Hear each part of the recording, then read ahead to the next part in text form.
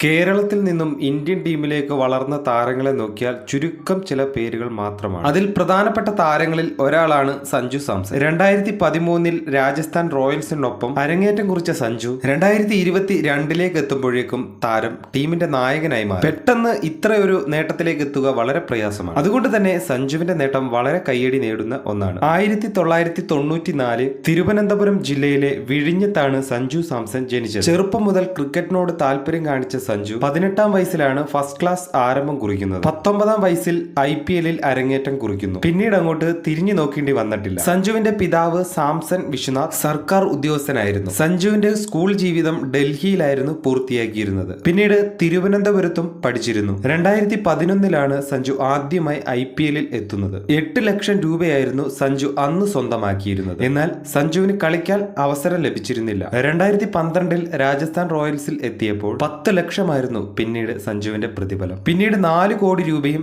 പ്രതിഫലം ലഭിച്ചിരുന്നു. പിന്നീട് 8 കോടിക്കും രാജസ്ഥാനിൽ കളിക്കാൻ സഞ്ജു വന്നിട്ടുണ്ട്. പിന്നീട് 14 കോടിയായി സഞ്ജുവിന്റെ പ്രതിഫലം ഉയർന്നു. ഏകദേശം 64ഓളം കോടിയാണ് സഞ്ജുവിന്റെ ആസ്തി. വലിയ ആർഭാടങ്ങളോടൊന്നും ആഗ്രഹമില്ലാത്ത സഞ്ജു പൊതുവേദിയിൽ വരുമ്പോൾ സാധാരണക്കാരനായാണ് വരുന്നത്. സഞ്ജുവിന്റെ പ്രണയ വിവാഹമായിരുന്നു. ചാരുലത എന്ന് പറയുന്ന പെൺകുട്ടിയെയാണ് വിവാഹം കഴിച്ചിരിക്കുന്നത്. 2018-ലാണ് സഞ്ജുവിന്റെ വിവാഹം കഴിഞ്ഞിരിക്കുന്നത്. ഇനിയും ഒരുപാട് നേട്ടങ്ങൾ അദ്ദേഹത്തെ കാത്തിരിക്കുന്നുണ്ട് എന്നുള്ളത് ഉറപ്പ് തന്നെയാണ്. സഞ്ജുവിനെ കുറിച്ച് ഇനിയും കൂടുതൽ നിങ്ങൾക്കറിയാമെങ്കിൽ ഒന്ന് കമന്റ് ബോക്സിൽ കമന്റായി രേഖപ്പെടുത്തുക. അടുത്ത നല്ലൊരു വീഡിയോയുമായി കാണാം. Good bye.